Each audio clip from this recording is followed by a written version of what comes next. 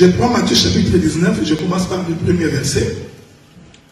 La Bible dit, lorsque Jésus eut achevé ses discours, il quitta la Galilée et alla dans les territoires de la Judée, au-delà du Jourdain. Une grande foule les suivit, et là, il guérit les malades. Le pharisien l'abordèrent et dirent, pour l'éprouver, est-il permis à un homme de répudier sa femme pour un motif quelconque?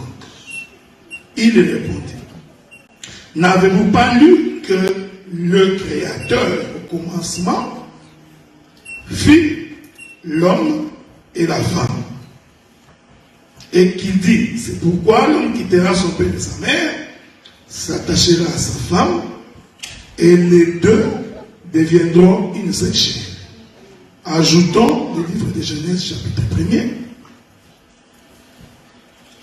Genèse chapitre 1er, le premier verset.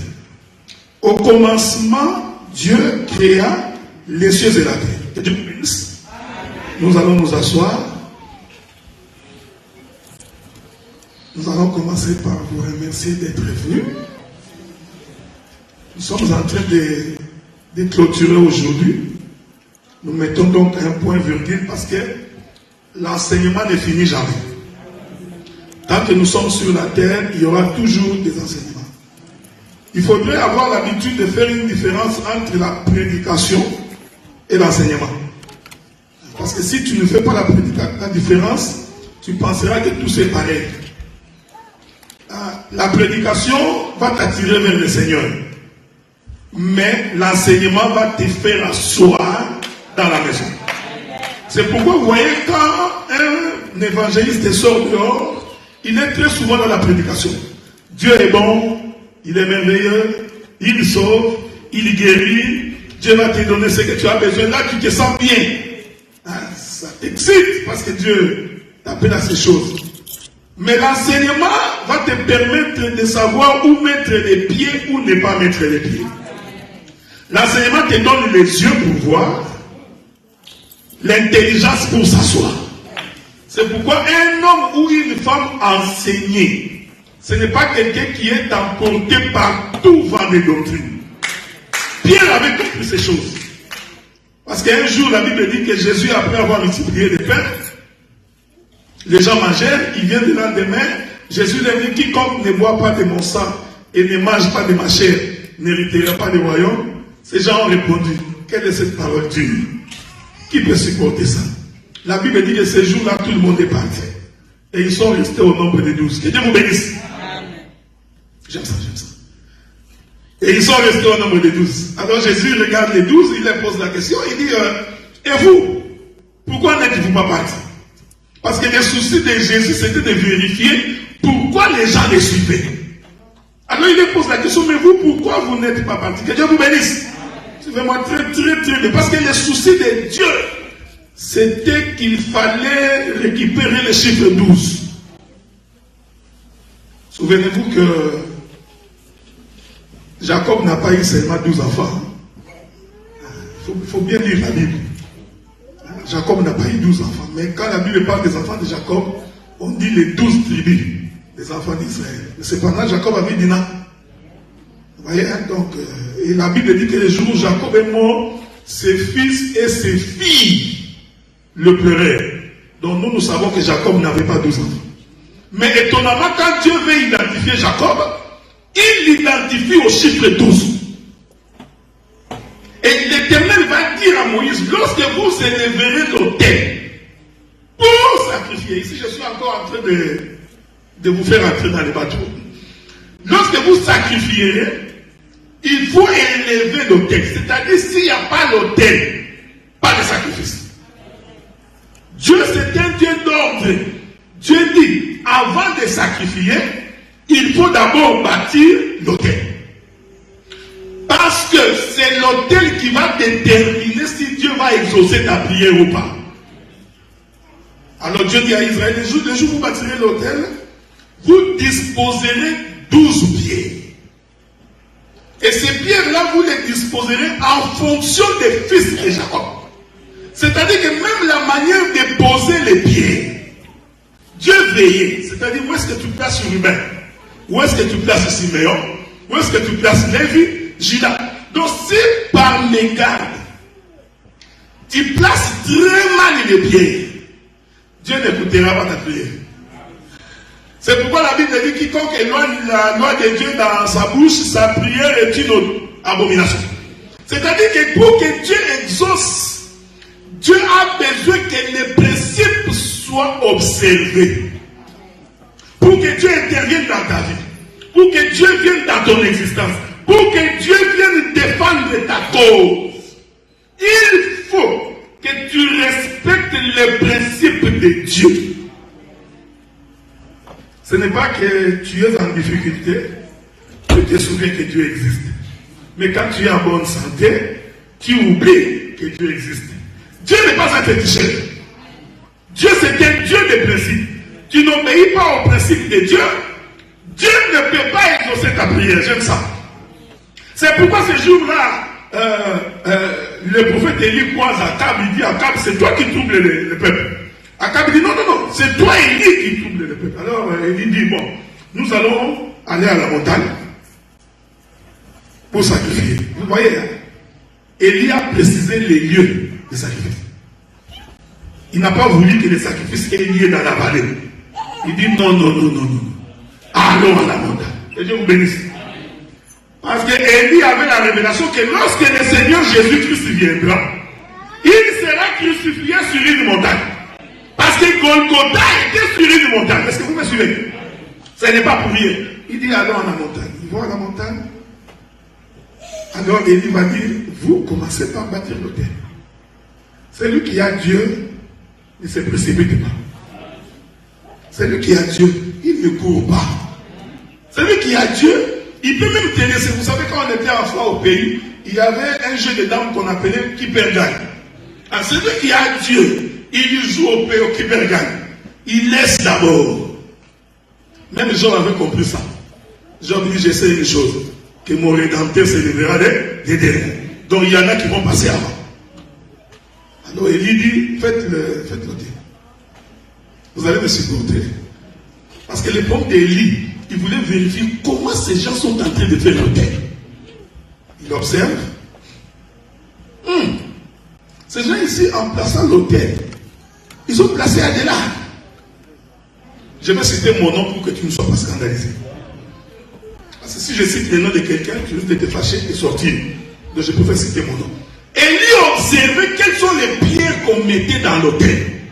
Parce que Élie avait l'enseignement par Moïse. La manière dont on dispose des pierres, selon les fils de Jacob. Alors il a regardé, il a dit, ils ont mis Kadimaye Suisse. Je voudrais dire à quelqu'un cet après-midi que les dieux n'ont jamais été les dieux d'Adela. Dieu. Je sais que tu peux m'aimer beaucoup. Ou tu peux aimer les docteurs, les saints. Je te forme que les dieux que nous prions n'est pas les dieux de le saint. Il faut faire attention quand tu fais ta prière. Éternel Dieu, toi les dieux d'Adela, faites attention. Maudit soit l'homme qui se confie à l'homme. Parce que tu ne me connais vraiment pas. Voilà pourquoi les jours où on pose la question à Dieu, quel est ton nom? Il y répond, je suis le Dieu d'Abraham, d'Isaac et de Jacob. Point. Dieu, il n'a jamais dit qu'il est le Dieu de Moïse. Ce sont les autres qui ont dit le Dieu de Moïse. Josué pouvait dire le Dieu de Moïse. Mais quand Dieu lui-même veut s'identifier, Dieu commence par Abraham, Isaac, Jacob, Dieu s'arrête. Parce que c'est un mystère autour du chiffre 3. Est-ce que vous me suivez? Et c'est dans Jacob que Dieu va établir l'autel de 12 pierres. Il dit pour que la prière soit exaucée, rassure-toi, qu'est-ce qu'on est en train de prêcher? C'est ce que je voudrais vous dire. Avant d'aller dans une église, frère, commencez d'abord par vérifier l'autel. Parce que ta prière est fonction de ce que nous prêchons ici. Si on prêche mal, ta prière aussi sera mauvaise. Voilà pourquoi un enfant de Dieu ne va pas dans une église parce qu'on chante bien. Parce que même Moïse, il chante bien. Donc un enfant de Dieu ne va pas dans une église parce qu'on est habitué. Tu vois, mon père va là-bas, ma mère aussi. On ne va pas aussi dans une église parce qu'on aime les pasteurs. Tu vois, ces pasteurs, on est habitué, on mange les fous chez lui. Ah, pour l'abandonner, c'est difficile. Ça fait longtemps qu'on est avec lui. Tu vas mourir. Tu vas mourir. Il faut y aller vérifier l'autel. Quel est l'enseignement qui est donné? Je voudrais vous dire que nous allons ouvrir une parenthèse. Si vous avez des questions, levez la main. On va la voir. Ok? Élie a regardé. Il a compris qu'ils ont mal construit l'autel. C'est pourquoi Élie était calme. Il savait que Baal n'allait pas répondre. Il dit maintenant vous pouvez prier. Ah, j'ai compris. Donc ce n'est pas seulement la prière qui intéresse Dieu. Donc il y a des gens qui prient comme les prophètes de Baal. Sans vérifier l'autel, mais cependant ils prient. Oh Baal, descends Baal. Baal, nous avons besoin de toi. Alléluia. Élie, calmement, il attendait. Il dit peut-être que Baal est en voyage. Appelez le vite qui revient. Là, vous n'avez jamais prié. La Bible dit que ces gens ont prié juste à se faire des incisions. Est-ce que vous comprenez ce que j'ai dit? Donc, la question n'est pas que tu vois là-bas on prie beaucoup. Là-bas on prie bien. Quand tu écoutes l'adoration là-bas. Non. La question c'est l'autel. Si l'autel est mauvaise, la suite est mauvaise. Et la Bible dit que pendant qu'Élie regardait, il voit le soleil en train de se coucher. Je suis en train de vous éviter beaucoup d'enseignements ici. Parce qu'il faut aller à l'hôtel, il faut attendre le soleil coucher. Parce qu'Élie avait l'enseignement que les sacrifices que Dieu a créés, c'est les sacrifices du soir. Est-ce que vous me suivez? C'est pourquoi quand Jésus est monté sur la croix, c'était en plein midi. Mais pour confirmer qu'il était l'offrande du soir, la Bible dit que les ténèbres se sont abattues sur la terre. C'est-à-dire le soleil s'est couché. En plein jour, nous comprenons que c'était lui, la véritable offrande du soir, que Dieu exauce. Et Élie avait cette révélation. Il dit non. Maintenant que le soleil est en train de se coucher, vous, écartez-vous. Écoutez ce que la Bible dit. Élie n'a pas pris d'autres pierres. Oh non, Élie est allé chercher. Non. Élie a pris les mêmes pierres. Sauf qu'il a restauré. C'est-à-dire qu'il a pris en plaçant chaque fils là où il devait se mettre. Est-ce que vous me suivez? C'est pourquoi la précision de l'écriture est la chose la plus importante dans cette église. Quand une église n'a pas la précision de l'écriture, c'est comme un bateau qui est tenté de naviguer contre vent et marée et qui n'a pas l'ancre. Il remet l'autel, il place les pieds. Il dit quasiment Jésus sort. Vous n'avez toi aussi qui m'a sauvé. Mohamed ici c'est quoi ça? Sort. Il a fait sauver tout le monde. Il y place l'autel. Même moi aussi. Il y place l'autel. Quand il finit de placer l'autel, il appelle l'animal des sacrifices. Est-ce que vous me suivez? Il est merveilleux. Je suis en train de voir Jean-Baptiste demain, on va passer seulement. Parce qu'il n'y a que Jean-Baptiste qui pouvait identifier l'animal des sacrifices. Il n'y a que Jean-Baptiste. Aucun prophète ne l'a identifié. Il y a des Jean-Baptiste qui a dit, ah, voici l'animal qui est le péché du monde. C'est l'animal à sacrifier. Bon, nous comprenons qu'il y avait pris un animal. Cet animal-là, c'était Christ. Il prend l'animal, il le met sur l'autel. Il ne finit pas. Il dit, on va le baptiser.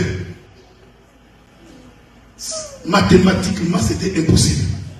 Vous voyez, ces choses, Élie prophétisait. Il dit, jetons de l'eau. On prend 1, 2, 3. En réalité, on était en train de baptiser l'animal et le sacrifice. C'est pourquoi, quand Jésus vient au jour du baptême des gens, Jean regarde, il voit que c'est l'animal. Maintenant, Jésus lui dit, mais je suis l'animal des sacrifices. Il faut me mettre sur l'autel en me baptisant. Non, Jean-Baptiste, non, je ne peux pas te baptiser. Il lui dit, Jean, faisons ce qui est juste. Ce qui est juste, c'est que moi, en tant qu'animal de sacrifice, Élie m'avait baptisé, il faut aussi que toi tu me baptises. Il met, il regarde, il dit, éternel Dieu, afin que l'on sache que je suis ton serviteur et que tu es Dieu en Israël. Que le feu descendre des cieux. Faites attention. Il ne faut pas aller envoyer des feux tout le temps aux gens. Parce que toi, dans ton esprit, tu es en train de croire que c'est un feu, comme le feu qu'on allume ici. Tu commences à envoyer sur les gens. On va les envoyer des feux. Bon, c'est vraiment parce que comme nous, on a grandi à Manaka, et qu'il y avait tout passé par le feu. Bon, c'est comme ça que tu réfléchis comme ça. Vous savez, il y a des gens, même quand ils réfléchissent en termes de prière, de combat, faites attention, hein.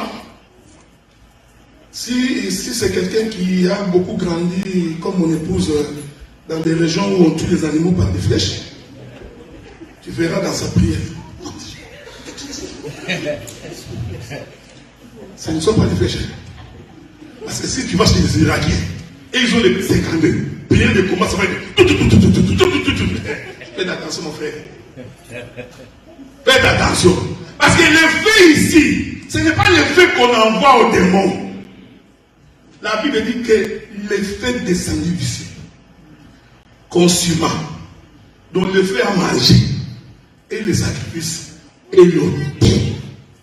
Écoutez ce que la Bible dit. Lorsque Israël a vu ça, Israël s'est prosterné et il a adoré Dieu. C'est-à-dire, sans l'autel, sans un autel agréé, il n'y a pas d'adoration. Est-ce que vous me suivez? L'adoration, ce n'est pas les chants pété. Quand quelqu'un dit, on va adorer. Alléluia. Là, il dit c'est l'adoration. Quand on dit louange, dans son esprit, parce que louange, c'est les chants, ça va souffrir.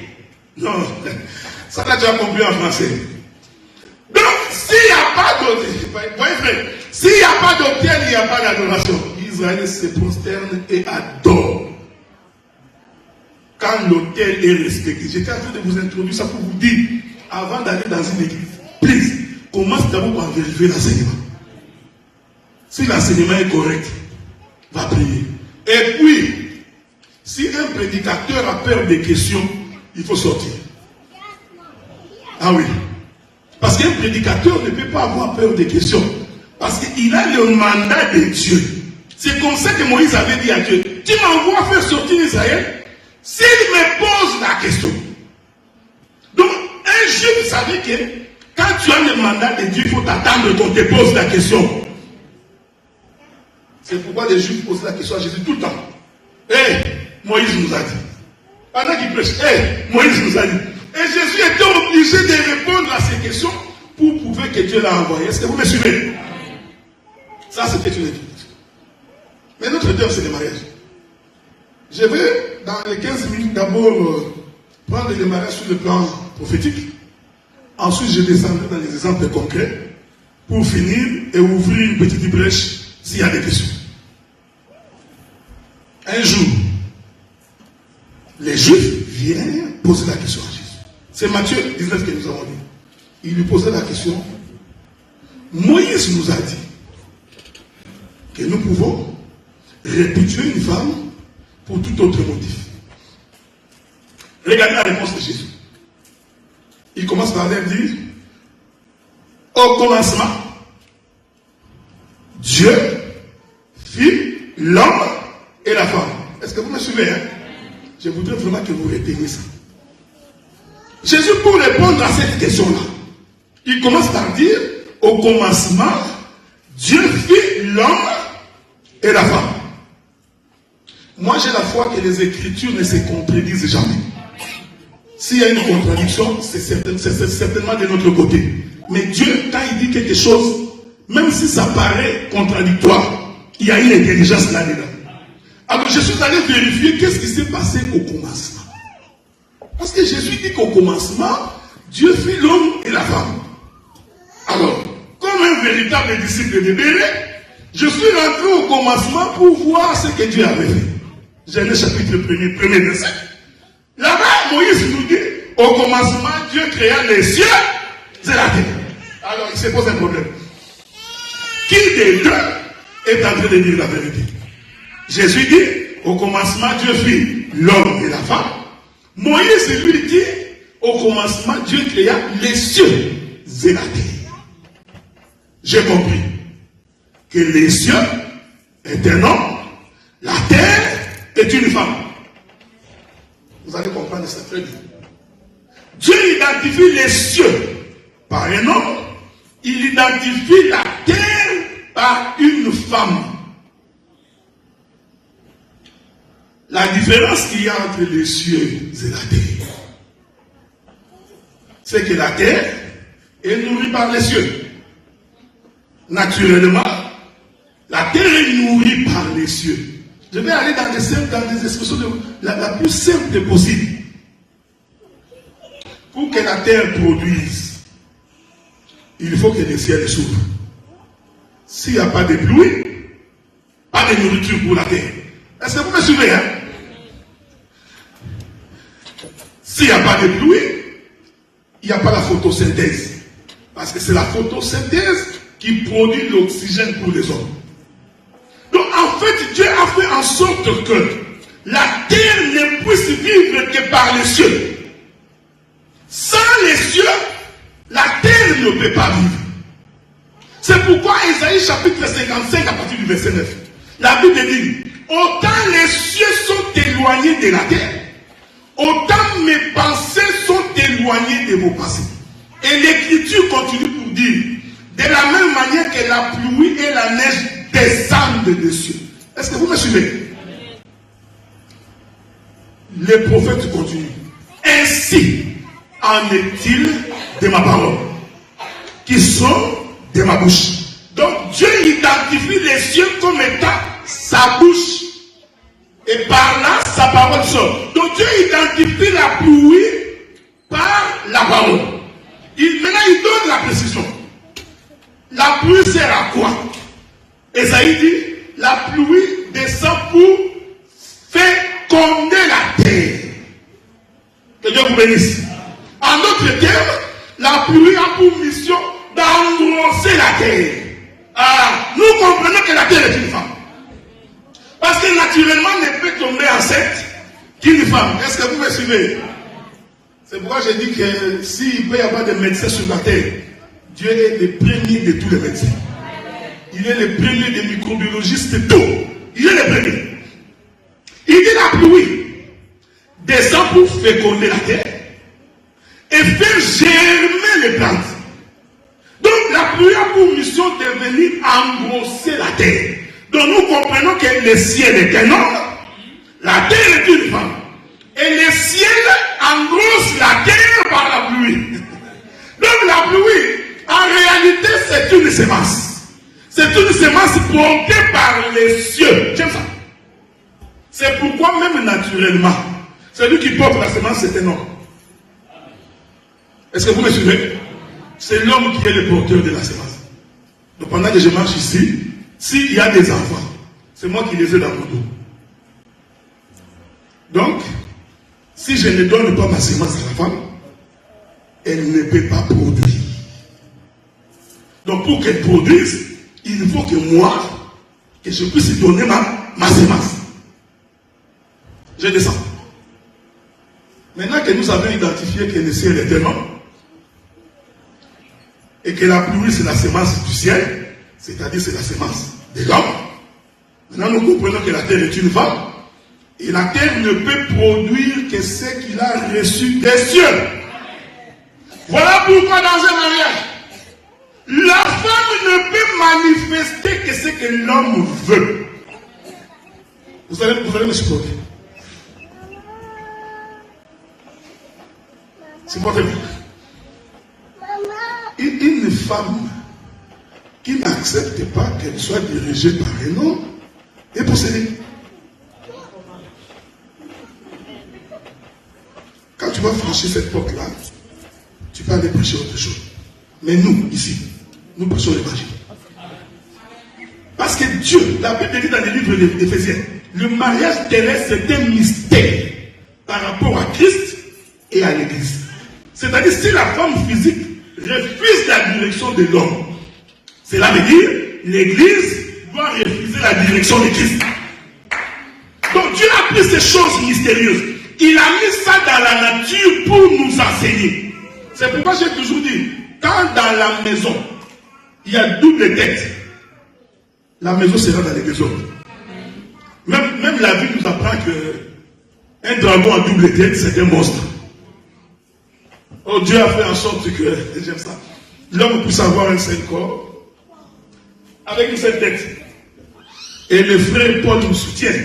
Il dit, Christ est le chef de l'église, comme l'homme est le chef de la femme. Amen. Ici, il faut faire attention. La manière dont moi j'ai défini le chef ici, ce n'est pas le chef du genre de chef coutumier. Que tu commandes, toi tu penses que ce que tu dis, que la femme ne peut que dire oui, même quand ce sont des faussetés. Ce n'est pas ce que j'ai dit. J'ai dit que pour que la maison soit en paix, il faut que la femme accepte d'être dirigée par l'homme. C'est toute la Bible, ce que je prêche là. Vous venez prier. Comprenez que ce que j'ai dit, c'est toute la Bible. Il appartient à la femme de suivre l'homme. Jésus était en train de marcher. Il voit Pierre. Pierre, suis-moi. Il lui croise André. André, suis-moi. Jésus ne fait pas le mouvement inverse. C'est à toi de quitter ta condition et de suivre le Seigneur. Est-ce que vous me suivez? Il y a des gens qui négocient avec Dieu. Dieu, mais je voudrais bien vivre ta parole, mais tu vois la situation que j'ai. Accepte quand même que je vole un tout petit peu. C'est comme une soeur qui se prostitue. Il se prostitue. On lui dit que la prostitution est une mauvaise chose.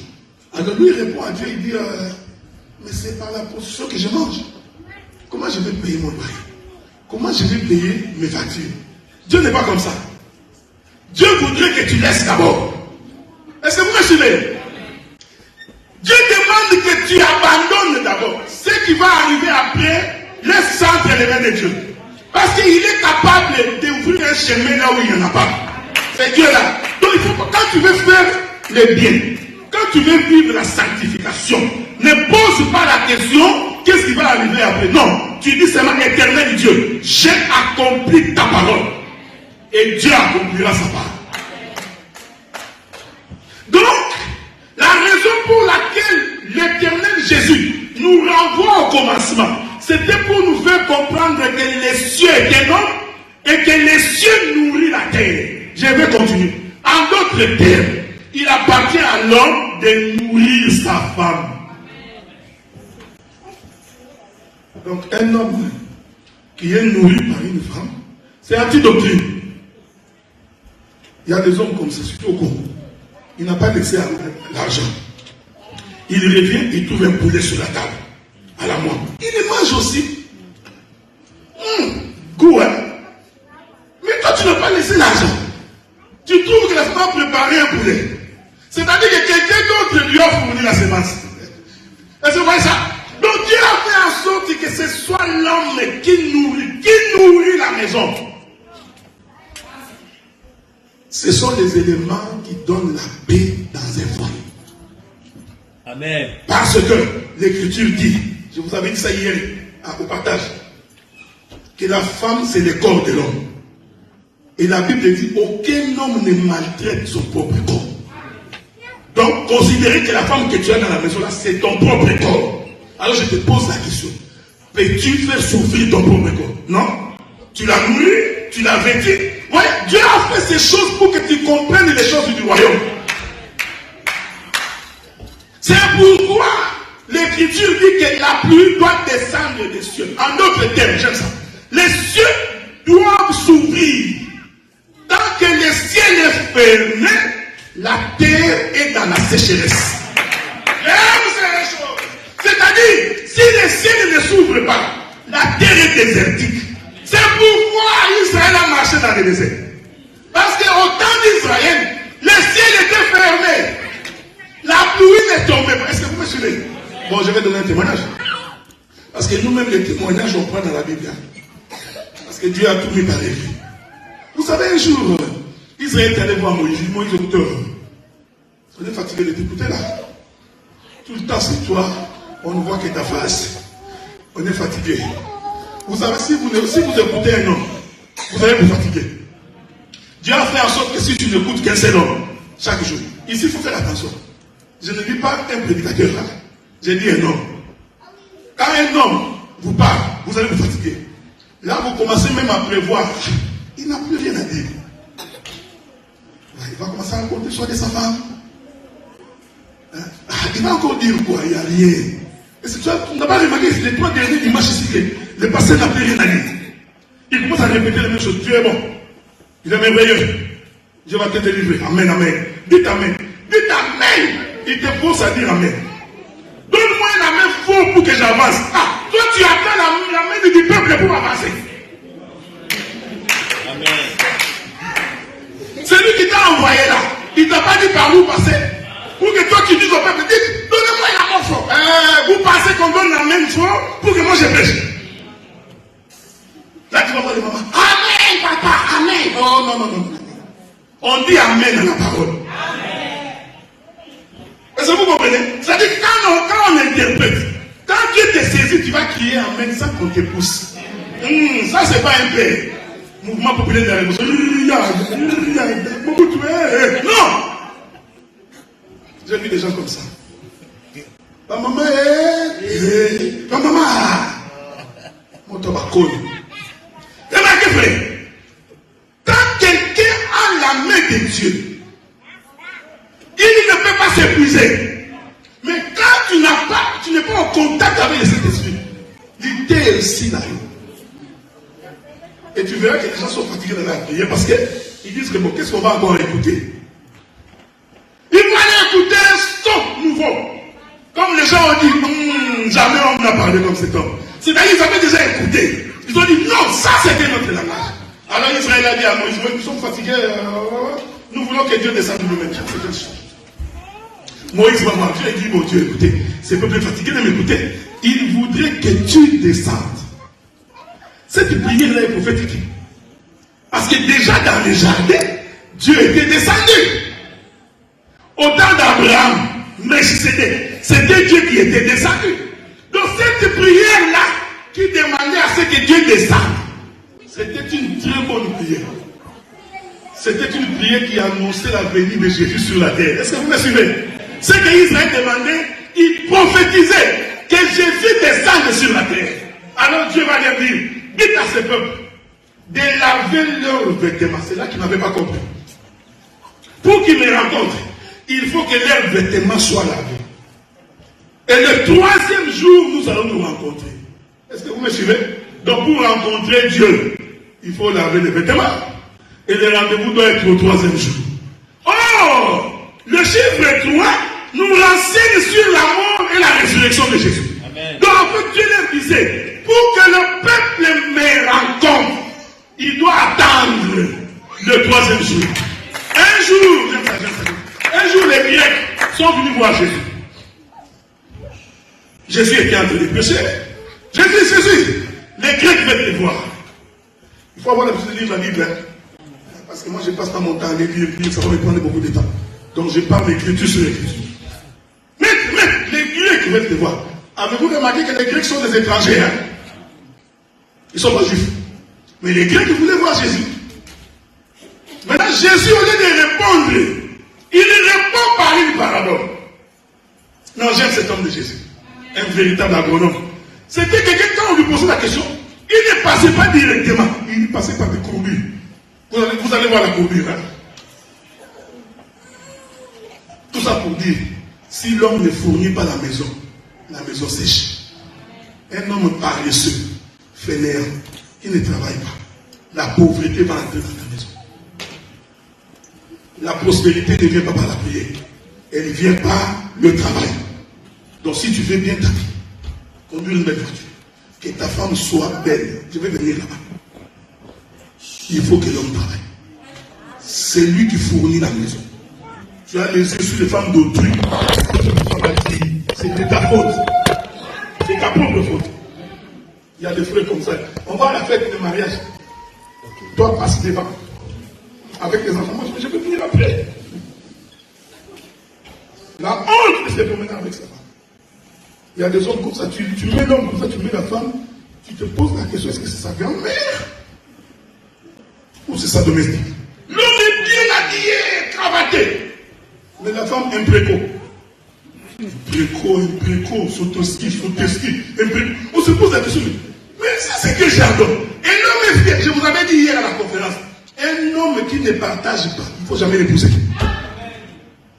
On semble la mine de un homme qui, tu vois un homme qui connaît comme moi. Non, un homme ne peut pas s'aimer plus que sa femme. Non, l'écriture dit que tu dois aimer ton corps comme toi-même.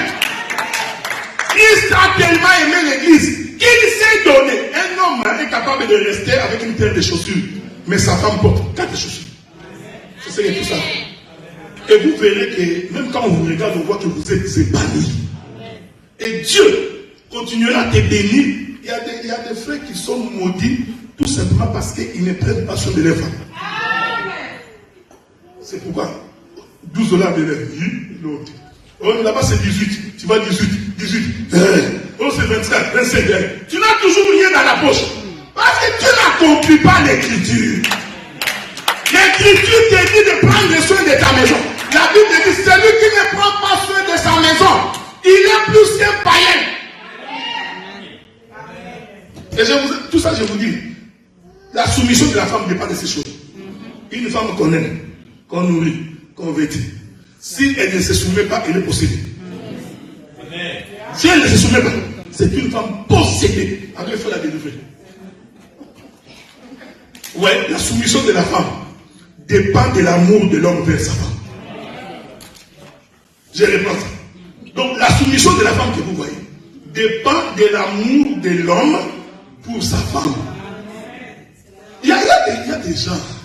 Donc il peut rester au milieu de nous pendant des années. On ne connaît même pas qui est sa femme.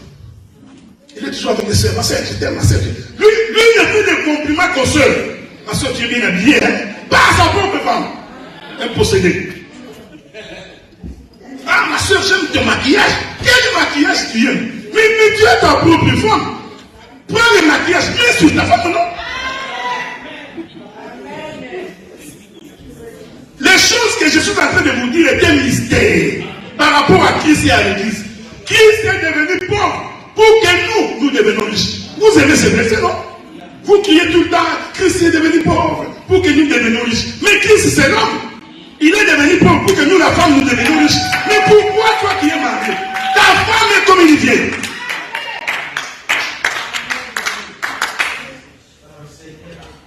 Vous voyez, frère? C'est pourquoi j'ai dit, si le ciel est fermé, la terre est désertique. La terre est une femme. Un homme qui ne souffre pas. Congo. Si à mon Congo ici, je ne te parle pas. Je parle aux chrétiens. Amen. Parce que je vais aussi toucher le Bible bientôt là, parce que ce sont des orgueilleux. Je vais venir là-bas. Mais vous savez que la Bible dit que quand nous n'avons pas à lutter contre la chair et le sang, contre les princes du monde des ténèbres dans les lieux célestes. Donc chaque contrée a ses principautés. C'est pas, tu verras même quelqu'un qui était au Congo, dès qu'il vient ici, les principautés du pays, s'il n'est pas chrétien, vont l'emporter. Tu vas dire, mais cette fille était bien quand il était au Congo, mais qu'est-ce qui lui est arrivé? Ce sont les principautés.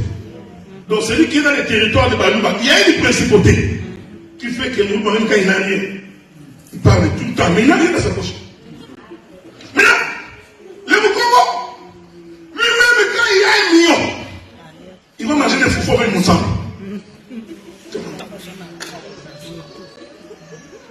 Même quand tu le vois comme s'il n'a rien. Un tel frère, sa maison sera pauvre. Quand vous regardez la maison, vous ne verrez que la sécheresse. Pourquoi? Parce que l'homme est enfermé. Est-ce que vous me suivez? L'homme, il se retient. Or, le simple fait que l'homme se retient, c'est ce que nous appelons le ciel fermé. Parce que c'est l'homme qui donne la semence. Donc quand l'homme ne donne pas, le ciel est fermé. Quand le ciel est fermé, la terre devient déserte. Est-ce que vous me suivez? Donc pour que la terre produise, il faut que le ciel s'ouvre. Moi j'ai toujours été étonné que dans une église, que ce soit les sœurs qui donnent beaucoup plus de offrandes que les frères. Non, ça devait être le contraire. Parce qu'en réalité, c'est l'homme qui donne. Écoutez. Dieu a fait en sorte que l'homme soit celui qui donne. L'homme. Vous voyez, c'est le ciel qui donne la terre. Vous voyez, il y a beaucoup de choses à dire là. C'est le ciel qui nourrit la terre. Donc naturellement, l'homme doit être quelqu'un qui donne. J'avais dit ça hier là, au partage. Un frère qui au premier contact commence à demander à une soeur l'argent. Un frère comme ça, il ne faut jamais l'épouser. Premier rendez-vous. On va aller manger chez McDo. Chérie, j'ai trouvé un fiancé. Vous arrivez au McDo. Commandez. Passe la carte. Oh, mais la carte ne passe pas. Hein? Je crois qu'il y a un petit problème dans la banque. Je comprends rien. Bon, en attendant que j'appelle ma banque, tu peux d'abord payer. Hein? Paye d'abord. Un bandit. Un type comme ça, tu vas souffrir à la maison. Il a très mal commencé. Écoutez, j'avais dit une chose en passant. Bien aimé dans le Seigneur.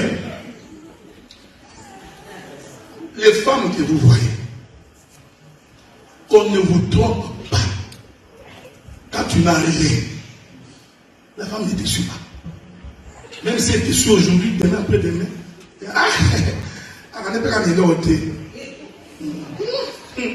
Quand vous les voyez à la maison, c'est toujours moi. Tu vois? Même s'il ne te dit pas. Parce que lui-même, elle-même sait que l'homme, c'est celui qui donne, c'est celui qui fournit. Cette chose renseigne les choses du royaume. Regardez, frère. Maintenant, je rentre d'abord chez Israël et puis je vais trouver Israël. Dieu dit, bon, ok, dites-leur que je vais descendre. Et je vous avais dit, les Grecs sont venus voir Jésus. Jésus, nous voulons te voir. Nous voulons te voir. Écoutez la réponse de Jésus. Il ne répond pas directement à la question. Il passe par une parabole. Il dit, un grain, s'il tombe à terre et ne meurt pas, il reste seul. Jésus, arrêtez. Je suis venu te dire que les Grecs veulent te voir. Pourquoi tu nous amènes dans l'agronomie, agriculture? Jésus, arrête. Et tu dis, non, un grain, s'il est seul et qu'il ne meurt pas, il ne produit pas. Mais si les grains tombent à terre, il va donc produire beaucoup de fruits. C'est la réponse que Jésus avait donnée. Dites aux Grecs, s'ils veulent me voir, il faut qu'ils attendent que moi, les Grecs, que je puisse d'abord tomber à terre. C'est-à-dire, je dois d'abord mourir.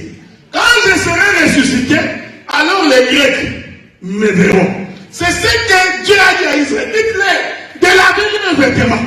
Le 3e jour, alors ils me verront. Amen. Nous arrivons le 3e jour. Parce que, Jésus parlait en parabole. Nous arrivons le 3e jour. Israël, qui n'avait pas compris, il va laver les vêtements au rocher. Comme il y a des frères. Lui, c'est seulement les dimanches qui s'habille bien. Lundi, mardi, mercredi, si tu poses les frères en chemin, tu te poses la question, est-ce que c'est lui que j'avais le dimanche à l'église ou c'est quelqu'un d'autre? Les chemises c'est bizarre, les chaussures bizarres. Nous ne pas bouger comme ça. Mais les dimanches, non. Toi tu es quel jardin? Donc toi, c'est seulement les dimanches que tu penses qu'il faut t'habiller. Comme il y a des femmes comme ça. Busy. Jogging. Une femme en jogging de l'India. Mais comment l'homme va venir? Amen. Même quand tu es à la maison, tu portes plus de soutien.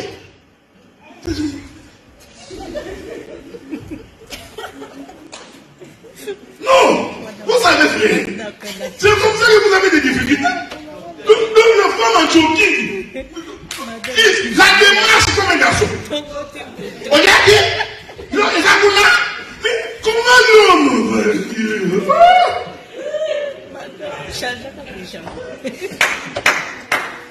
Mais quand nous avons l'image là, tu rentres dans la salle de bain, mais tu peux pas, pour que qui te voie. Tu te maquilles dimanche pour que nous te voyons. Mais tu es toi qui es possédé. La femme doit se faire belle pour son mari. Mais toi, tu es dans la maison, tu es toujours en jogging.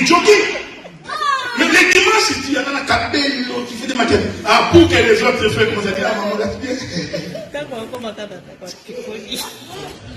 Vous savez, moi, j'ai toujours été contre les femmes qui servent des étrangers plus que des mâles. Pas pasteur. Là, si tu me dis, pas pasteur, pas taillable, bisou, soso. Vous voyez, pas pasteur. capable de le servir de cette manière. Amen. Vous savez, vous ne vous mettez pas à la place des autres. Ça, je vous dis en tant qu'homme. Vous savez, quand ton mari te regarde, hein, il dit, voilà une hypocrite tout fait.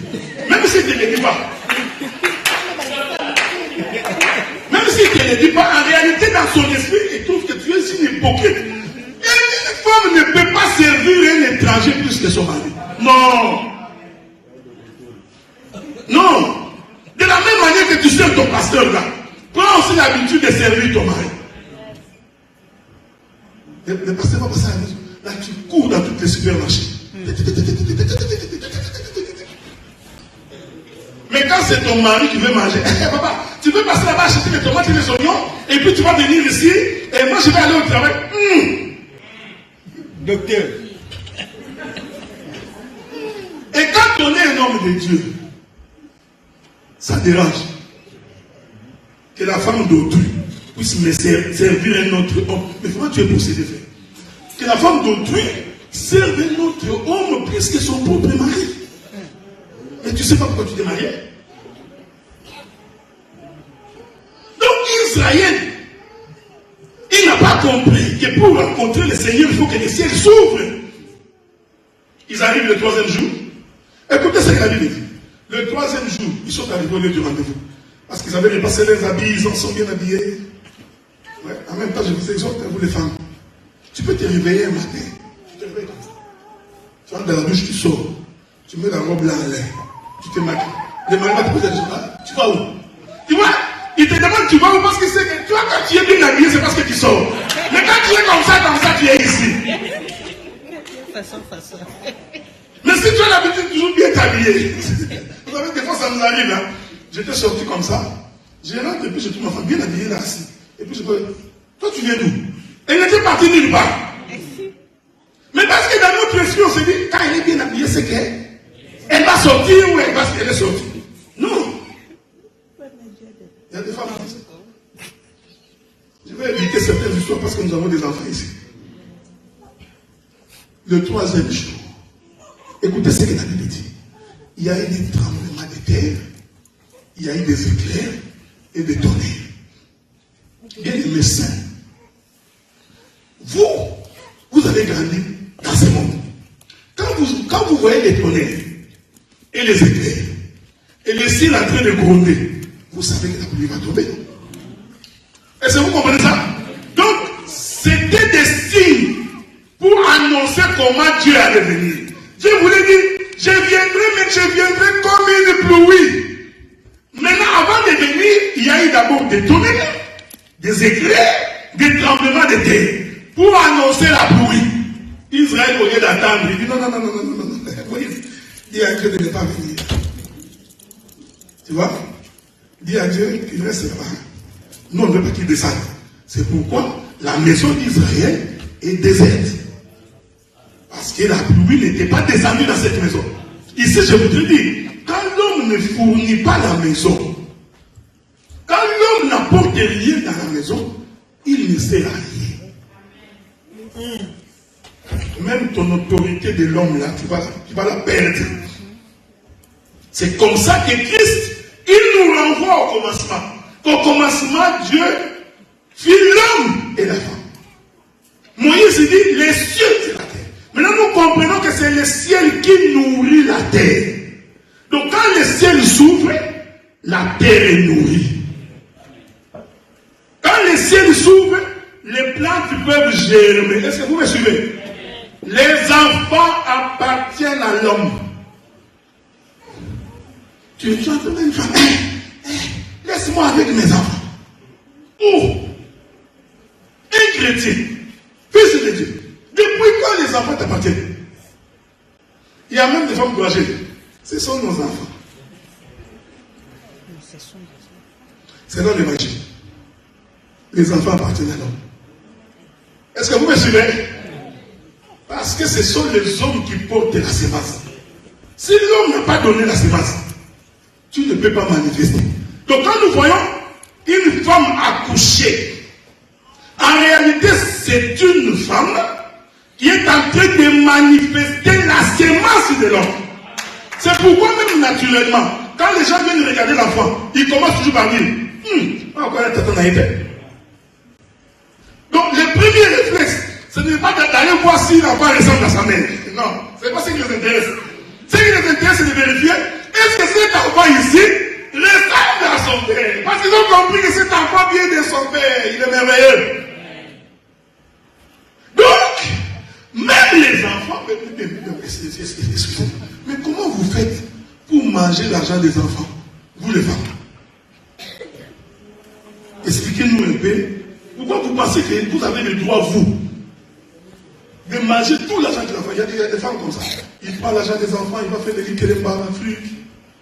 Il a entre 7 minutes à Kelemba. Il ne travaille pas. L'argent qu'on paie, ça, je ne sais pas si on paie des enfants ici, mais au Canada, on paie des enfants. Tu verrais une femme, dit Kelemba ici. Le stone, là-bas, le stone. Elle a acheté. La femme a acheté une parcelle au Congo. Le mari n'est pas au courant. Mais ça, c'est être possédé. Amen. C'est comme un homme aussi qui achète une parcelle au Congo. Sa femme n'est pas au courant. Mais vous êtes possédé. En réalité, spirituellement, vous êtes déjà divorcé. Tout ce qui reste à faire, c'est le temps. Vous savez, c'est pas pour rien. C'est la loi de la nature. Vous savez, quand vous semez un grain, les grains ne germent pas le même jour. Mais puisque vous l'avez semé, il finira par germer. Même si tu veilles en regardant comme ça, tu vas sursauter tout. Elle est déjà sauté. Le comportement que vous affichez va déterminer ce qui va vous arriver. Quand un homme fait ses histoires seul, la femme fait ses histoires seule, je vous informe que vous allez divorcer. Amen. Parce que spirituellement, vous êtes déjà divorcé. Est-ce que vous comprenez ça? Donc, quand un homme fait des choses en cachette, en cachotterie, sa femme n'est pas. Écoutez, frère, je ne vais pas charler avec moi.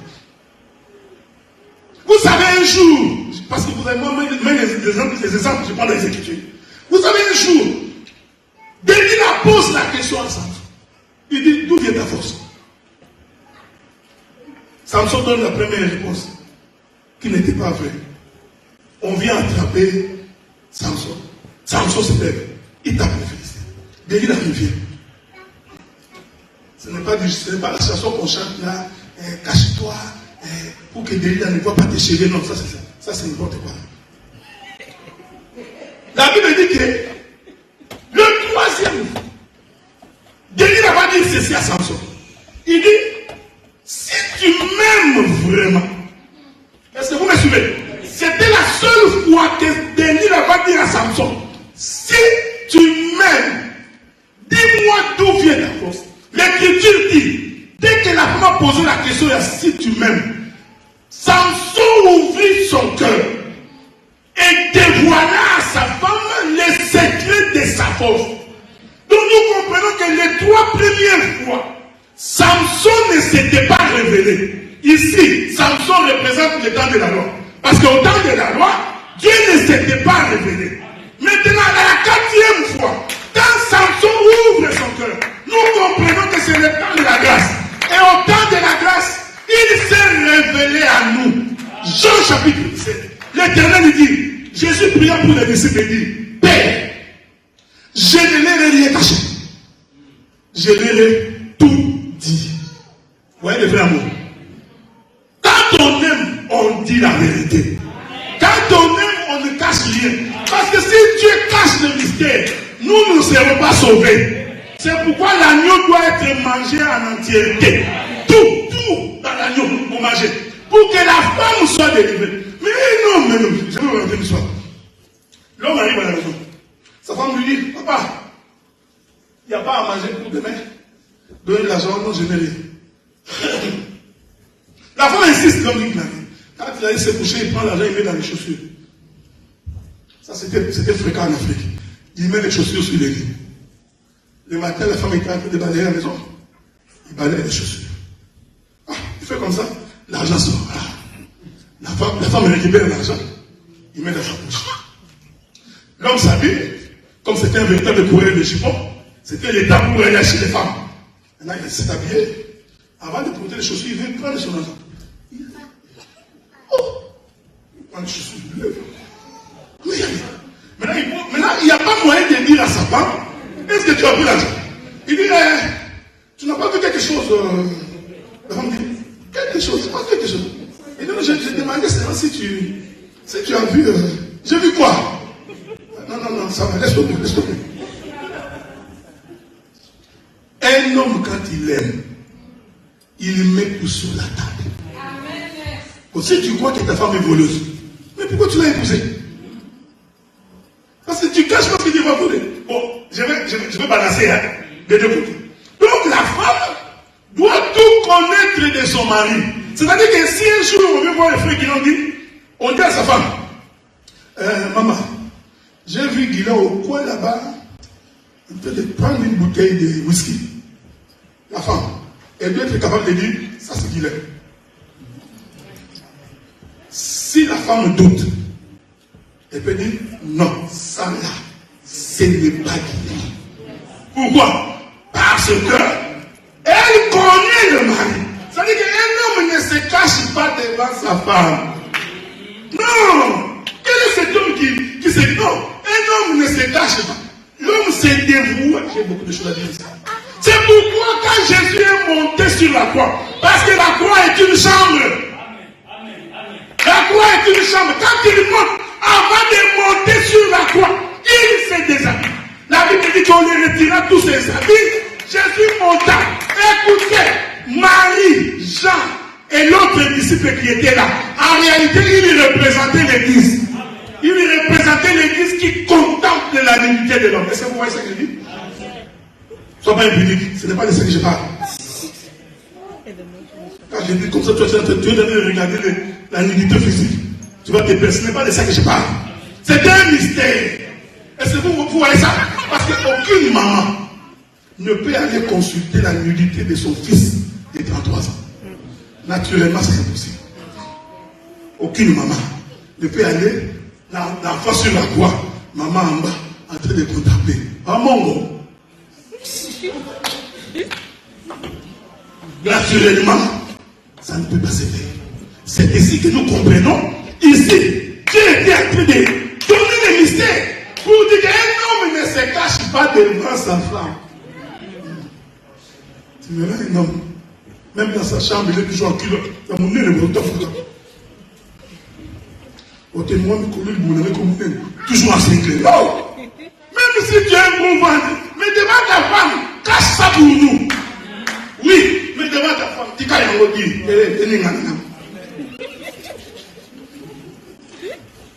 Beaucoup de couples ont des difficultés pour ça. Parce que les hommes vivent en cachette. La Bible dit que ce qu'un homme aura semé, il les moissonnera. Amen. Le fait que toi tu caches des choses, la femme aussi va apprendre de toi, elle aussi va commencer à cacher. Tu vois, écoutez, je vous dis mes bien-aimés, dans tous les mariages, si vous vérifiez bien, c'est toujours les femmes. Non, c'est toujours les hommes. Ce qui arrive, c'est toujours. Dieu a fait en sorte que l'homme soit. Regardez, frère, ce n'est pas pour rien. L'homme est responsable de tout ce qui se passe dans sa maison. Vous savez le jour où elle va manger les fruits. Elle mange les fruits avant Adam. Il prend les fruits, il donne à Adam. Adam mange.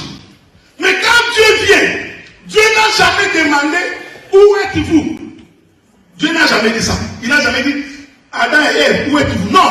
Quand Dieu vient, il commence par le chef de la maison. Adam, où es-tu? Cependant, celui qui a mangé les fruits en premier, c'était Ève. Mais quand Dieu vient, j'aime ça, j'aime ces choses.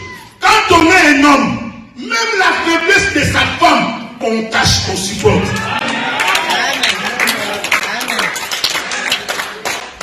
J'avais des versets à vous donner ici, où la Bible dit que supportez vos femmes comme des sexes faibles, devant hériter le royaume avec vous. Ce n'est pas pour rien que Dieu a écrit ça. La femme que tu vois, elle est faible. Elle tombe facilement dans les péchés. C'est pourquoi j'ai toujours dit aux gens, même quand tu as ta femme, il ne faut jamais que tu vois ma femme est remplie du Saint-Esprit. Je peux l'envoyer en France, 4 mois, elle fait du business, elle va en Turquie, elle va en Guangzhou. Un homme ne fait pas ça. Elle part, tu suis. Elle rentre, tu suis. Un homme doit veiller sur sa femme. C'est l'enseignement. Vérité, tu fais quoi? Des fois, tu peux faire comme si tu ne voyais pas. Un peu de grimace. Yo, conseille la téléphone. Pour qu'elle continue à comprendre que tu es en train de veiller sur elle. Non? Ta femme a des amis sur Facebook. Tu ne les connais pas. J'ai trouvé une femme qui dit à son mari, oh, il ne peut pas me marier. Tu as des amis dont le mari n'est pas au courant. Mais toi tu es possédé. Tu es vraiment, ta possession est grande. Non! L'homme est censé connaître. Parce que si tu n'as rien à cacher, tu n'as rien à cacher. Je vais avancer. Je suis encore 3 minutes. Tu trouves des vrais téléphones, mot de passe, ordinateur, mot de passe, compte bancaire, mot de passe, la femme n'est pas au courant. Mais vraiment, mon frère, mais pourquoi tu t'es marié? Et puis, quand ton téléphone sonne, tu peux être dans la douche, tu sors. Mais tu as peur de quoi? J'ai trouvé un frère, son téléphone sonne. Sa femme quoi? Il dit à sa femme, donne ça. Mais ça ne dépasse Snapchat. Ah non, non, non. Passe ça. Donc, mais ça c'est pas un mariage. Quand toi tu fais comme ça, je t'informe que la femme ne va faire ça. Je vous informe. Parce qu'une femme mariée, avant de mettre le mot de passe, elle va avoir peur. Mais si elle voit que maintenant m'a fait, c'est pourquoi tu vois, dès que tu dis, oh, tu as mis le mot de passe dans ton téléphone, elle va te répondre. Tu es beau. Alors tu vas dire que la femme est soumise. La femme est imposée. Non, c'est ce que toi tu as créé dans la maison. Donc nous avons des femmes dans la maison. Elle fait des choses que l'homme ne connaît pas. La femme envoie l'argent à sa famille. Envoyer l'argent à la famille, c'est pas mauvais. Mais si tu dois ruiner ta maison pour aider les membres de ta famille, tu es en abomination avec les gens. Amen. Comment tu peux faire en sorte que ta propre maison meure de faim et tu envoies l'argent au Congo? Que les Congolais m'écoutent, mais c'est pas grave. Ta maison, c'est d'abord là où se trouve ton mari, ta femme et tes enfants. Non, tu vas acheter des habits à une concubine, ta femme mal habillée. Et vous pensez que la concubine est bête? Elle sait que les jours j'entrerai dans sa maison, je deviendrai comme ça. Donc elle va commencer à te sucer l'argent, jusqu'à ce que tu vas finir, il va te chasser. Et puis quand tu finis, tu rentres, maman, dans la zone. On te ça. Au commencement, Dieu a fait en sorte que c'est l'homme qui conduit. C'est ce que je voudrais. Et puis regardez, frère. Quand l'homme conduit, il conduit avec amour, pas avec brutalité.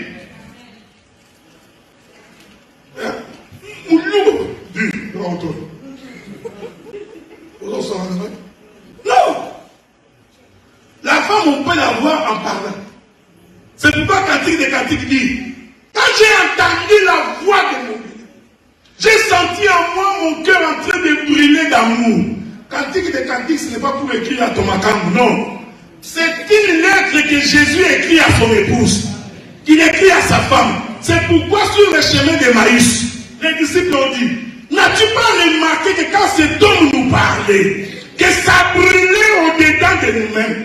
C'est-à-dire, un homme doit être un homme qui parle.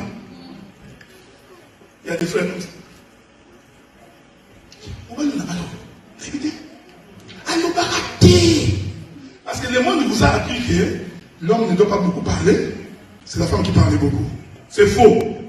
Selon l'évangile, l'homme doit parler, la femme doit écouter. L'église écoute. Cieux, prête l'oreille, terre, sois attentif. L'éternel Dieu des armées est en train de parler. Il parle du haut des cieux. C'est ça, le ciel ouvert, la pluie qui descend. Donc un homme dans la maison doit parler. Je n'aime pas qu'on mette les gobelets ici. Mais je te forme qu'il va aller mettre les gobelets demain. Ça, je te forme déjà. Tu viens encore demain, ma soeur. Pas ici. Mais je te dis, il va encore revenir demain. Parce que c'est comme ça que l'église. Dieu te dit abandonne le péché, mais tu pêches toujours. Dieu continue à te supporter. Amen. Jusqu'à ce que tu changeras. De la même manière, quand tu gères une femme, il faut supporter ses faiblesses, mais tout en ayant l'espérance qu'elle va changer. Sans quoi tu vas divorcer chaque jour. y a des frères comme ça. Et puis j'ai donné un conseil à Enoch. C'est pas de ma faute, c'est les docteurs aussi. J'ai donné un conseil à Enoch. J'ai dit à Enoch, il faut te marier quand tu es jeune et tu as encore la force. Parce que c'est le seul moment que tu as pour diriger les femmes. Vous savez, nous qui avions grandi comme ça, à cet âge ici, là, parce que j'ai 55 ans. Bon, à supposer que je m'en vais, parce que là j'ai plus de force. Je veux prendre une femme de 21 ans. Frère, cette femme va me faire souffrir parce que je n'ai même plus la force de parler comme je parlais à l'époque. Donc là, moi, je suis en train de regarder ma télé, les yeux déjà. Hein? Mais quand tu es jeune, tu as la possibilité de gronder. C'est-à-dire que l'homme, la femme sent que j'ai un homme dans cette maison. Et c'est le seul moment où tu peux maîtriser la femme. Quand vous vieillissez, ça devient facile. Parce que vous l'avez déjà maîtrisé. Mais si tu attends, toi tu attends. 30 ans passent. Papa, toi, tu as pour tout.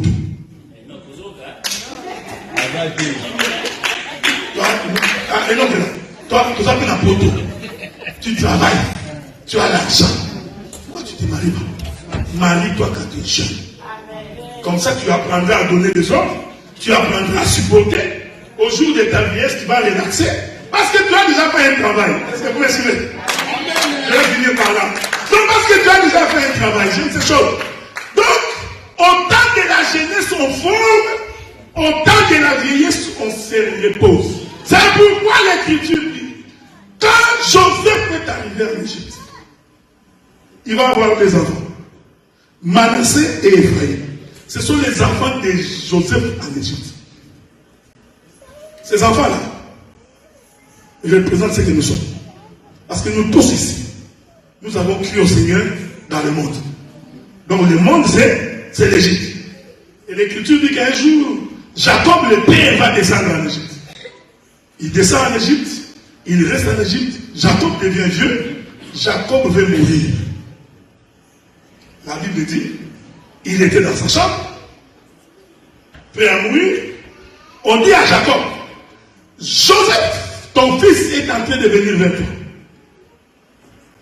Joseph était accompagné de Manassé et d'Ephraïm, les deux enfants que Joseph a eu en Égypte. Il vient. Dès qu'on a appris à Jacob que Joseph était à la porte, la Bible dit que Jacob, qui était devenu vieux, il réunit toutes ses forces. Il va s'asseoir sur les lits. Que Dieu vous bénisse. Amen.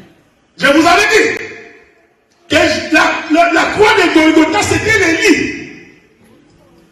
Jacob réunit ses forces. Il s'assoit sur les lits. Pendant qu'il s'assoit, Joseph entre. Jacob pose la question. Qui sont ces yeux? Il est merveilleux. Donc, ici, Joseph, il a mené les produits de ce qu'il a acquis en Égypte pour les présenter au Père. Père, ils étaient à toi, tu me les as donnés, je te les retourne. Donc, Joseph a mené les fils qu'il a acquis en Égypte. C'était l'image de ce que nous sommes. C'est le sacrifice qui nous amène le Père là-bas. Quand le Père arrive, il dit, ces deux enfants, je les prends comme Ruben et Siméon. C'est pourquoi quand vous lisez votre Bible, il faut faire très attention. Quand on fait la répartition des terres à Canaan, vous allez remarquer que Judas n'a pas, non, Lévi n'a pas de terre, Joseph aussi n'a pas de terre. Est-ce que vous me suivez? Ils sont, c'est merveilleux à la Bible. Des fois vous lisez, vous ne comprenez pas. Jacob a eu 12 enfants. C'est-à-dire, si on fait la répartition des terres, on devait avoir 12 territoires en fonction de chaque enfant. Mais quand vous lisez les territoires, vous remarquerez que Lévi n'a pas de territoire, Joseph aussi n'a pas de territoire. Ces deux individus ont été remplacés par Manassé et Ephraïm. C'est pourquoi l'Écriture dit, Dieu nous a pris, nous qui étions des oliviers sauvages, dans la forêt. Il est venu nous hanter dans l'olivier froid qui était Israël. Est-ce que vous me suivez? C'est ça, Manassé et Ephraïm, qui rentrent dans la maison de Jacob. Et quand on entre dans la maison de Jacob, on se comporte comme le fils de Jacob. Je vous l'ai dit, tu veux vivre en paix, en tranquillité dans ta maison. Observe la parole. Que les maris aiment leur femme. Et cet amour-là ne peut pas être un amour forcé. C'est quoi tu deviendras hypocrite. Et nous croyons que c'est seulement la parole qui peut créer cet amour-là. Et la femme, il faut que tu sois soumise à ton mari. Dans ta manière de parler, dans la manière de répondre, dans la manière d'agir. Il faut que tu sois soumise. C'est ce qui va déterminer la paix dans votre maison. C'est ce qui va déterminer la tranquillité dans votre maison. Que Dieu vous bénisse. Je vais vous ouvrir